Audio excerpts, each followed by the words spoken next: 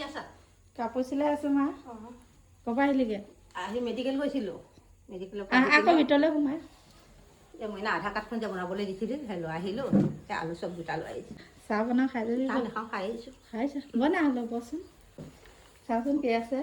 মুখত লগোৱা এটা, তাৰপৰা আকৌ সোণাই আনিবলৈ দিছিলে নাতিটোলৈ পেঞ্চিল এযোৰ, বিস্কুট এপাকেট, মূৰত লগা তেল এটা, আকৌ হেৰি ভিজন নে কি কয় চুটযোৰ কাপোৰ সেই চুটযোৰ তাৰপৰা নাতিনীজনীৰ কাৰণে হেৰি এপাকেট চিপ, তাৰপৰা এপাকেট বিস্কুট, তাৰপৰা এখন ছাতি আনিলে ছাতি নহয় ঘৰৰ পৰা লৈ গৈছোঁ বৰ সন্ধিকে।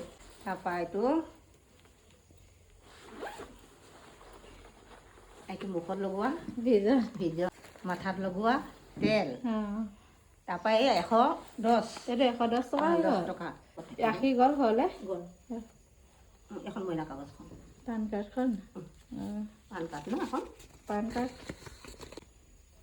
তাৰপৰা সেই ডাক্তৰে ক'লে হেৰি ডিঙি খজুৱতিটো নাকৰ বিন্ধাকেইটা চালে হেৰিত লাইট জ্বলাই পিনে এই বিন্ধাকেইটা বন্ধ হৈ থাকিলেও খজুৱাই বোলে। সেইকাৰণে খজুৱাই সেই লাইট মাৰি চালে বিন্ধা বন্ধ হৈ আছে বোলে। সেই বিন্ধা বন্ধ হৈ থাকি দৰৱ দিছে ঢালিবলৈ, তাৰপৰা এটা টেবলেট দিছে, এটা খাবলৈ দিছে। সেইদিনা ক'লি না সেইদিনা দেখুওৱা দৰৱখিনি? বাইদেউ নাই, এইগৰাকী আকৌ বেলেগ আছে।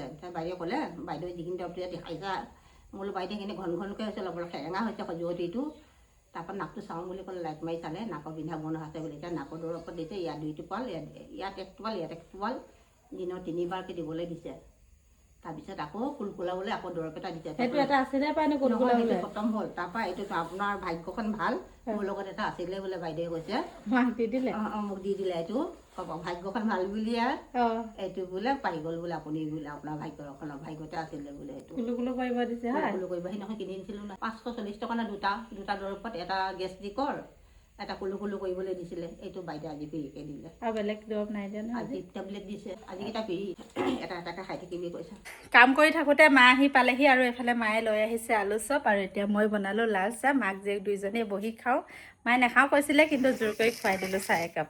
আৰু এইফালে চাহপাতখিনি দেউতাই আনিছিলে, আৰু মায়ে চাহ বনাব নাজানিলে। চাহ বনাব নাজানিলোঁ আকৌ মোৰ ঘৰত বগা হৈ থকা এইখিনি যে ক'লা হৈ ক'লা ইমান ধুনীয়া ৰং হৈছে চাহ। ৰঙৰ নিচিনা এইটো চাহপাতৰ পেকেটটো দেউতাই বৰ হেঁপাহেৰে কিনি আনিছিলে, আৰু মায়ে ধোৱা চাঙত শুকুৱাই ক'লা কৰি দিলে। ধোৱা চাঙত শুকুৱাই খৰাহিত থৈ দিলোঁ। খৰাহিত ধোৱা চাঙত শুকুৱাই দিলে। 150 টকা চাহপাতৰ পেকেটটো।